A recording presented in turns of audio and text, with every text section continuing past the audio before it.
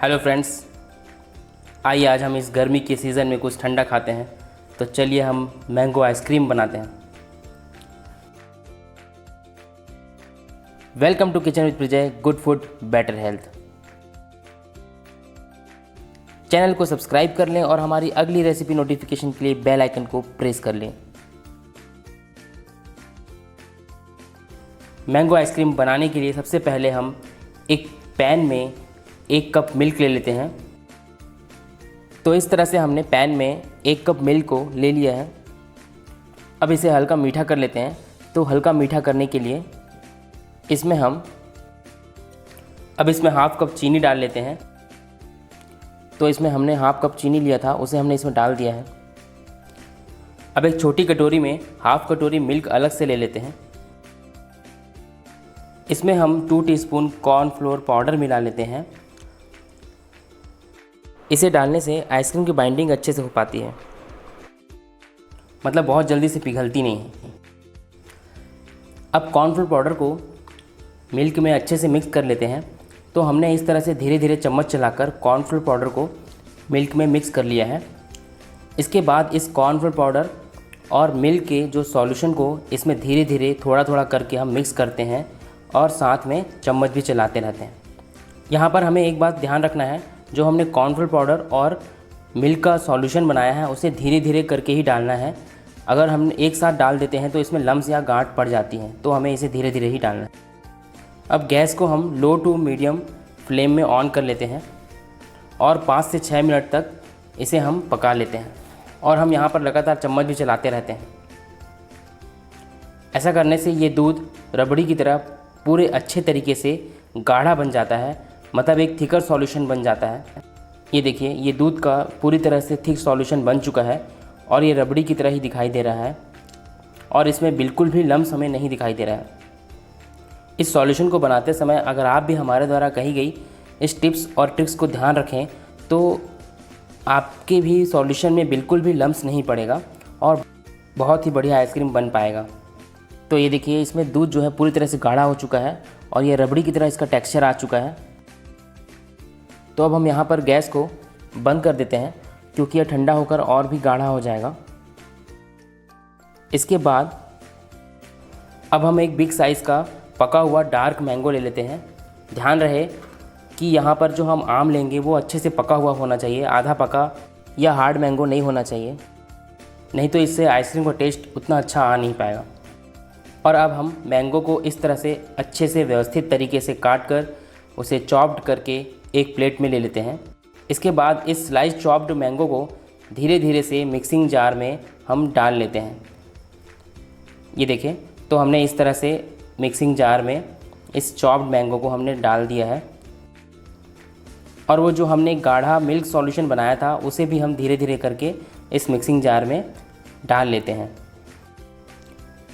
अब इसे हम एक मिक्सर ग्राइंडर में अच्छी तरीके से ग्राइंड कर लेते हैं। इसे लगभग 1 मिनट तक हम इसमें ग्राइंड कर लेते हैं।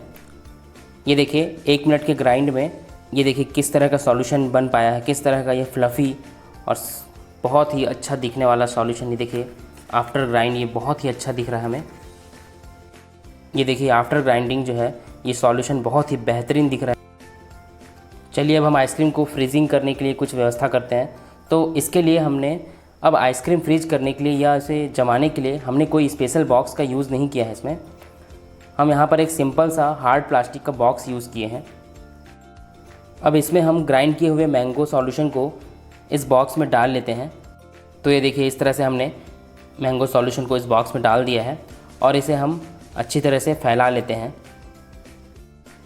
और यहाँ पर हम एल्यूमिनियम फॉइल पेपर से इसे अच्छी तरीके से कवर कर लेते हैं, ताकि फ्रीजिंग के समय इसमें बर्फ़ ना जम जाए, क्योंकि फ्रीज होते समय जो हल्का हल्का बर्फ़ के टुकड़े गिरते हैं उससे बचाने के लिए हम इसमें एल्यूमिनियम फॉइल लगा लेते हैं। तो हमने यहाँ पर एल्यूमिनियम फॉइल से इस तरह से पैक कर लिया है।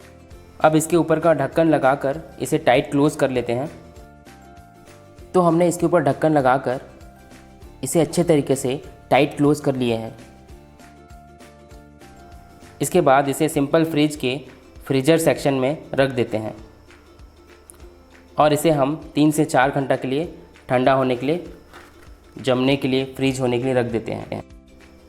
तो ये देखिए इस तरह से हमने फ्रीज़र में इसे जमने के लिए रख दिया है। अब पूरे 4 घंटे बाद हम इसे फ्रीज़र से बाहर निकाल लेते हैं और ओपन करके देख लेते हैं। तो ये देखिए हम इसे चम्मच से निकाल कर देखते हैं। देखिए इसका टेक्सचर बहुत ही क्रीमी और बहुत ही फ्लफ़ी बना है, बहुत ही शानदार लग रहा है ये। तो इस तरह से हमारा जो आइसक्रीम है वो बनकर रेडी हो गया है। तो आप इसे इस तरह से एंजॉय कर सकते हैं।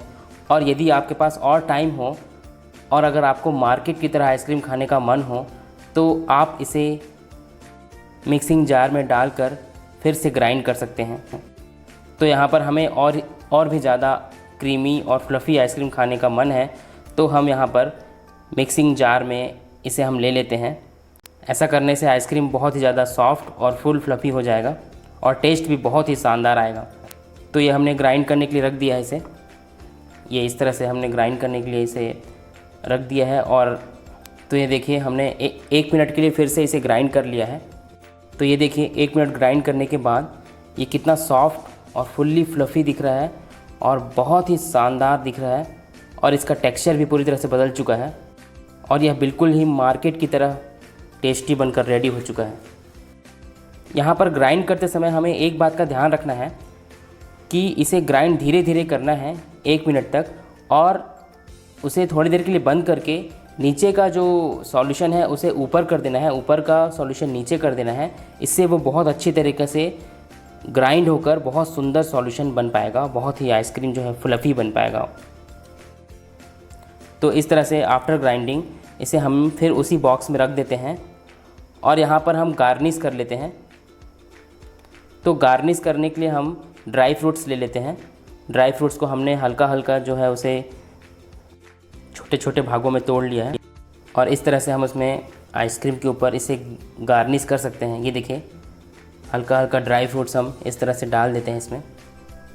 यहाँ पर हमने सिर्फ काजू और बादाम का ही यूज़ किया है, आप चाहें तो आप और भी ड्राई फ्रूट्स का यूज़ कर सकते हैं। ये देखिए कितना शानदार दिख रहा है ये। अब इसे हम फिर से एल्यूमिनियम फॉइल में पैक करके इसे 4 घंटे के लिए फ्रीज़र में रख देते हैं। तो ये देखिए हम इसे चारों तरफ से अच्छी तरह से पैक करके एल्यूमिनियम फॉइल से और ऊपर ढक्कन लगाकर रेडी कर लिया है और फिर से हमने फ्रीज़र में रख दिया है। अगर आपके फ्रीज़र में टेम्परेचर कंट्रोल करने का अगर फंक्शन दिया हो तो आप उसे टेम्परेचर कंट्रोल करके उसे और ज़्यादा माइनस में कर सकते हैं। अदरवाइज़ सिंपल फ्रीज हो तो भी उसमें आप नॉर्मल तरीके से रख दीजिए। 4 से 5 घंटे में बहुत अच्छे तरीके से फ्रीज हो जाएगा, बहुत ही अच्छे तरीके से आइसक्रीम जम पाएगा। चलिए तो अब 4 घंटे पूरे हो गए हैं, अब आइसक्रीम को बाहर निकाल लेते हैं। तो ये देखिए हमने आइसक्रीम को बाहर निकाल लिया है और देखते हैं इसे। ये देखिए आइसक्रीम पूरी तरह से रेडी हो चुका है और ये देखिए बिल्कुल मार्केट में मिलने वाले आइसक्रीम की तरह ही लग रहा है। तो क्यों ना आप भी सिंपल सी मैंगो आइसक्रीम रेसिपी को ट्राई करें और हमें अपने सजेशंस और अपने सलाह नीचे दिए गए कमेंट बॉक्स में कमेंट करके हमें बताएं। और अगर आपको ये आइसक्रीम की रेसिपी पसंद आई हो तो प्लीज़ हमारे वीडियो को लाइक करें और शेयर करें। और अगर आपने अभी तक हमारे चैनल को सब्सक्राइब ना किया हो तो चैनल को सब्सक्राइब कर लें और बेल आइकन प्रेस कर दें और लाइक करना ना भूलें। तो अभी तुरंत सब्सक्राइब कर लें, क्योंकि हम इस तरह से इजी और घर में आसानी से बनने वाला रेसिपी आपके लिए हम लेकर आते रहेंगे। और इस आइसक्रीम को बनाने के लिए अगर आपके पास एल्यूमिनियम फॉइल पेपर जनरली सभी घरों में अवेलेबल नहीं होता है, अगर ना हो तो आप इसमें सिंपल सा ढक्कन लगाकर भी आइसक्रीम को फ्रीज़र में जमने के लिए रख सकते हैं। ऐसे करने से भी आइसक्रीम बहुत अच्छे से फ्रीज हो पाएगा, जम पाएगा। चैनल को सब्सक्राइब कर लें और बेल आइकन प्रेस कर लें और लाइक करना ना भूलें।